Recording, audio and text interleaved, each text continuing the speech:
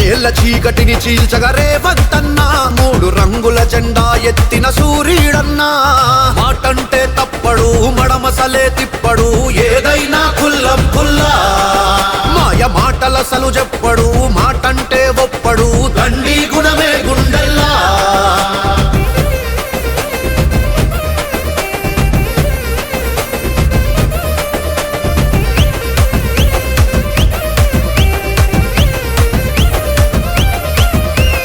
ఉక్కులాంటి గుండెరా ఎదురే లేదు అన్నకు,